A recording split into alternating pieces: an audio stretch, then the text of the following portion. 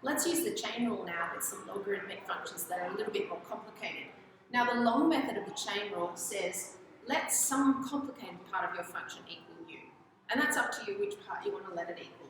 Once you've done that, dy dx equals dy du times du dx. So they're working for a question like this. If y equals the log of 3x plus 4, find dy dx.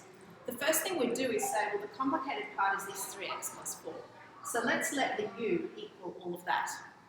Now we can find du dx. In other words, differentiate u with respect to x. We're just differentiating this, and we get 3. We can also say that now we've changed the function to y equals the log of, not this complicated part, but just something simple, u. And we can differentiate that. We can differentiate y with respect to u now, not x. Dy du will be 1 over u. So that's following that rule that we've just learned.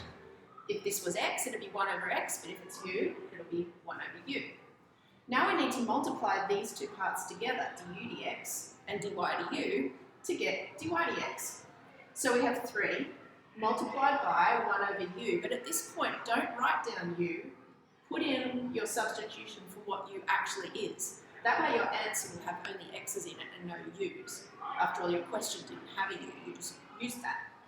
So here we've got 3 over 3x plus 4.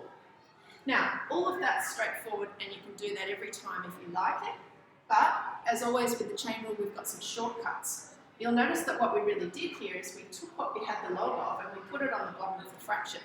Just like when we had an x there, the x was on the bottom of the fraction, same thing. So that's quite straightforward. What ended up on the top? The differentiation of everything that was in the brackets. In other words, if we called this some function, f of x, we just differentiated that and put it on the top. Now, your textbook will come up with 2 forms for this rule.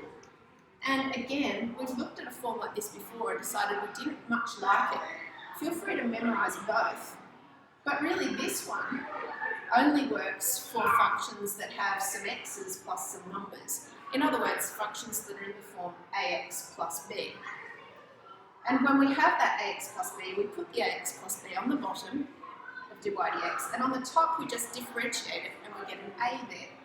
Well, this formula is fine, but it only works for the simple ones. So I would say, rather than memorizing that at all or ever using it, let's use this one, because this will work for any function, including the simple ones. If you have the log of some function of x, then dy dx will be f dash x over f of x, which is exactly what we have over here. So using that second, simpler rule, we can differentiate these functions quite quickly and easily. We literally just need to follow the recipe of putting the function that we're given on the bottom of the fraction, and on the top, we just differentiate what's down here. In this case, we have a 5, and we're finished. So each of these is quite straightforward to do. Sometimes you'll be able to simplify them. Here we need to put our 2x cubed on the bottom, but we need to differentiate 2x cubed, 6x squared, on the top. And for this example, you can see that we can easily simplify this. 6 divided by 2 is 3, and we end up with 3 over x, or 3x to the minus 1.